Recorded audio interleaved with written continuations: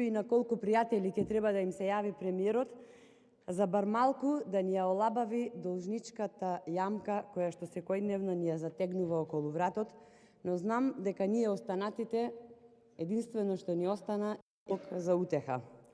Секој граѓанин единствено што ни остана е Бог за утеха. Секој граѓанин, не само стручњакот за енергетика, би дал потврден одговор на прашањето дали треба да се зголеми енергетската ефикасност во Република Македонија. Меѓутоа, исто така, секој граѓанин точно знае зошто тоа не е секојдневна пракса и зошто ова задолжување се случува токму сега. Избори се ближат и секое задолжување е вредно за секој глас. Една недела, еден ден не може да помине, а да немаме некое ново задолжување. Предходната недела се донесе закон за финансирање на единиците на локалната самоуправа. Потоа следуваше дополнување на законот за финансирање на единиците за локална самоуправа. Во собраниска процедура е предлог закон за отпис на камати и репрограмирање на долгови и трошоци на јавни предпријатија. Предлог закон за задолжување за унапредување на основното образование. Да не ја споменувам еврообврзницата и така од недоглед до недоглед. И сосема е небитно што излеговме од зоната на комфор. Сосема е небитно што државата мораше да обезбеди средства за финансирање на буџетскиот дефицит, затоа што секое задолжување подразбира внимателно менаџирање со парите. Сосема е небитно што економијата со вас никогаш нема да се опорави за да може навреме да ги сервисира обврските и сосема е небитно што буџетскиот дефицит во 2021 година ќе биде поголем од растот на економијата. Се е небитно. Битно имате кому да се јавите кога ќе згусти. Еве денес дозволувате одново и одново да се задолжуваме со нови 25 милиони евра повторно за општините.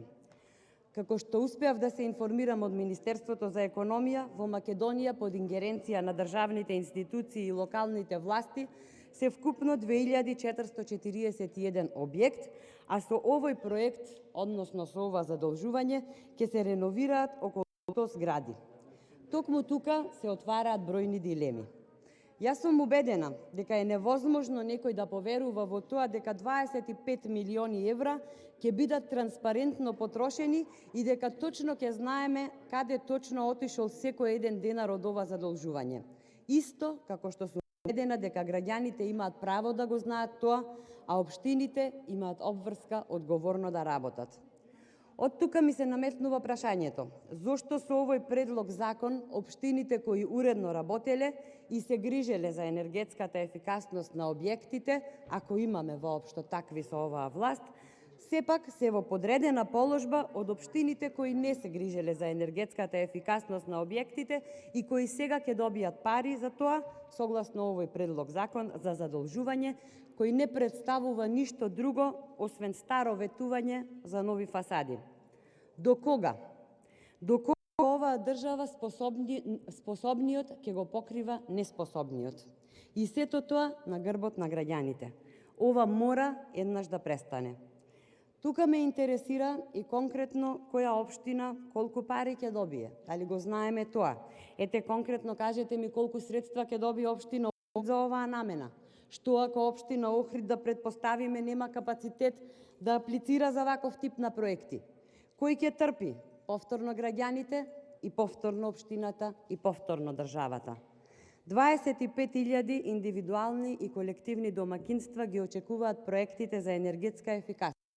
7 студентски домови низ државата очекуваат темелна реконструкција, промена на прозорци, врати, кровови на објектите, од нови енергетски ефикасни фасади до замена на електрична инсталација, поставување на нови системи за грејење и искористување на обновливите извори на енергија. Во најновата стратегија за развој на енергетиката до 2040 година се наведува дека во наредните 2 децении на земјава ќе бидат потребни минимум 1,5 милиарди евра за реконструкција на постојните јавни, стамбени и комерцијални објекти во насока на имплементирање на мерките за енергетска ефикасност. Ако ви беше искрена и честна намерата, ќе ги прифатевте бројните наши амандмани на буџетот кои се однесуваат токму на енергетската ефикасност. Но за жал, имаме власт за која посебно во вака сензитивни моменти како што е предизборието, лесното решение за се што не сработала, а била должна да го сработи, е секако задолжувањето. Во самиот вовед на законот велите дека е предвидено основање на фонд за енергетска ефикасност. За жал, Република Македонија е една од ретките земји во Европа, ако не и единствена, која нема основано национален фонд за енергетска ефикасност, па денес со овој предлог закон велите предвидено е. Верувајте, страв ми е да помислам што се сте предвиделе. Дали ќе се основа овој фонд? Која е временската рамка за да се основа овој фонд? Како ќе ги распределувате средствата од овој фонд? Се прашања кои мора да се знаат пред ова законско решение да се стави на гласање. Битно, 5 милиони денари се предвидени за основање на фондот за енергетска ефикасност, за кој попатно ниту постои закон, ниту е во постапка такво нешто. Не знам кој пат ќе ве прашам, што ви работат градоначалниците? Доделуваме средства од задолжување, значи ги задолжуваме граѓаните и државата за нешто што е обврска и на државата, и на општините, или најконкретно на градоначалниците. Но секако, градоначалниците имаат поголема грижа од тоа. Итаат да ги натрупаат општинските администрации со партиски кадри. Итаат да поднаправат нешто што не направиле 3,5 години, колку да покажат некоја активност пред избори. Да објаснам попластично.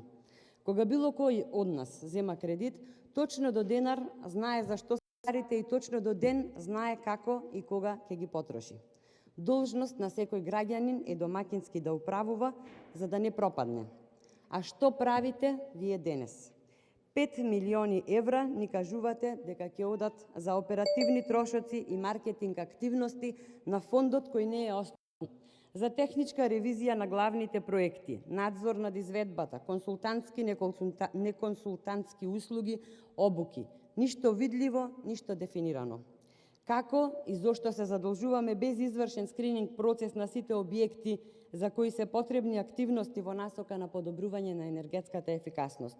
Кога и дали воопшто ќе се направи предмер пресметка со цел дефинирање на сите финансиски средства потребни за обезбедување од страна на Република Македонија за заем за финансирање на проектот за енергетска ефикасност во јавниот сектор? Никој не знае. Но сите знаеме дека овој предлог закон мора да се донесе по скратена постапка, неускладен и недоработен за да биде компатибилен со Законот за енергетска ефикасност, кој пак има едно чудо подзаконски акти, сите таксативно наведени во членот 65 од самиот закон за кој вчера кажавте дека вие сте го гласале. Ама кој да мисли на сето тоа? Помислата е само како побрзо и што повеќе да се задолжиме. А сигурно и ќе немаше потреба да се задолжуваме денес, ако градоначалниците од власта одговорно и отчетно работеа. Ако барем се обидеа домакински да работат, ако не се расфрлаа репрезентации, шофери, партиски послушници, телефонисти, разноразни референти и службени патувања. Ама после ова следува уште едно, уште поголемо, ама ако. Почитувани колеги од мнозинството, верувајте, малку фали, но многу недостасува, станува збор за народните пари. Во случајов ви фали развиена свест и грижа при трошењето на секој денар државно паре. Ви благодарам.